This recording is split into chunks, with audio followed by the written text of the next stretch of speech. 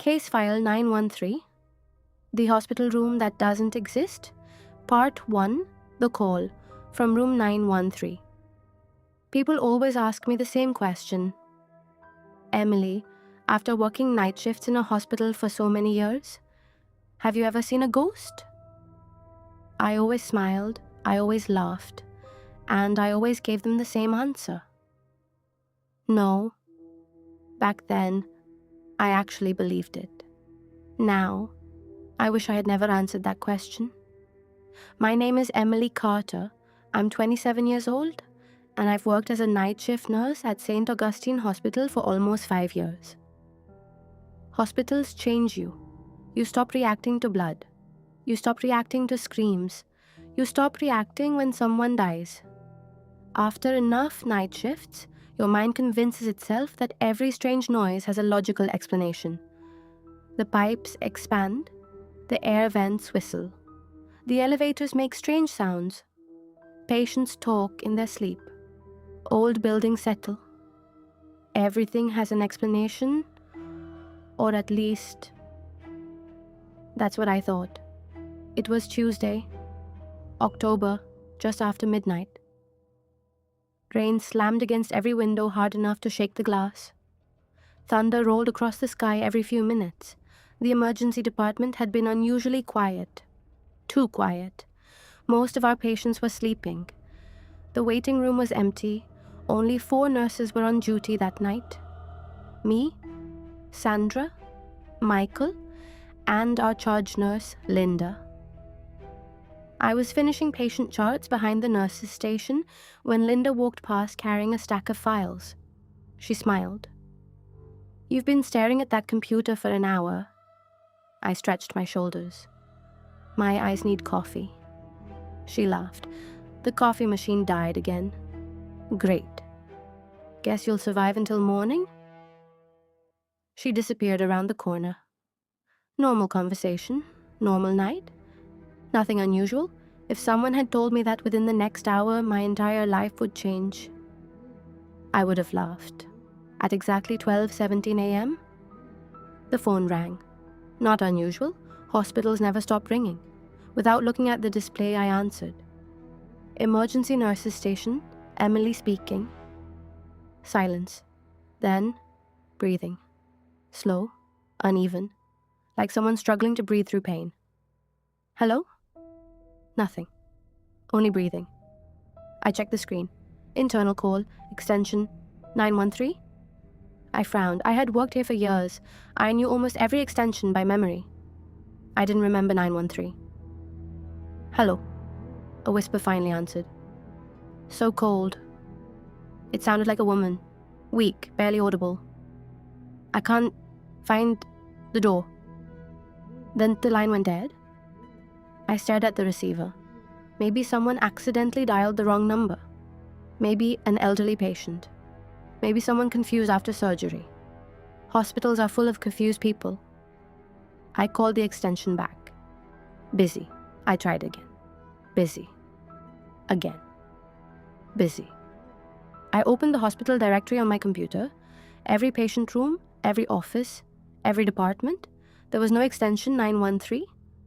Not anywhere. I searched again. Nothing. Maybe an old extension. Maybe the system had glitched. I shrugged and returned to my charts.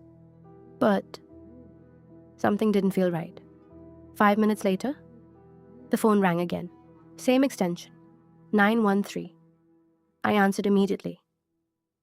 "Hello, this is Emily." The same breathing. This time, closer. Then the woman's voice. "Please. I've been waiting so long." I leaned closer. "Ma'am, what room are you in?" Silence. Then, room 9. The connection crackled. 1. Static. 3. Click. Disconnected. Every hair on my arm stood up. I looked around the nurses' station. Nobody else seemed to notice. Michael was organizing medication. Sandra was typing patient notes. The fluorescent lights hummed above us. Everything looked completely normal. I stood up. "Linda?" She looked over. "Yeah?" Do we have a room 913? She blinked. What? A patient just called from room 913. She stared at me for 2 seconds, then laughed. We only have 8 floors. I know. So where exactly would room 913 be? I don't know. She shrugged. Probably a phone system bug. That should have been enough. It should have ended there. But curiosity is dangerous, especially in hospitals. Around 1 in the morning, I decided to check the maintenance office. Old buildings usually have old maps. Maybe room 913 belonged to an older wing. The maintenance room smelled like dust and machine oil. Metal shelves covered every wall. Boxes, old files, blueprint tubes. I found a large binder labeled Hospital Floor Plans. Perfect. I flipped through every page. First floor, second, third, fourth, fifth, sixth, seventh, eighth. Nothing else. No 9th floor, no hidden wing, no room 913. As I closed the binder, something slipped out. A single yellowed sheet of paper. Older than everything else, its edges were brittle. Across the top, one sentence. Level 9. My heartbeat stopped. The page showed a floor plan, patient rooms, hallways, storage rooms, nurse stations, everything. Room, right in the center. Someone had crossed the entire page out with thick black marker. Again. Again. Again. As if they wanted nobody to ever read it. Before I could look closer, a voice behind me said, "What are you doing?" I nearly jumped. It was Frank, one of the hospital's oldest maintenance workers. He looked at the paper in my hands. His smile disappeared.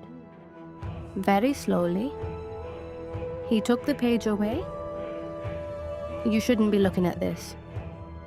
"What is it?" "It's nothing." "Then why hide it?" He didn't answer.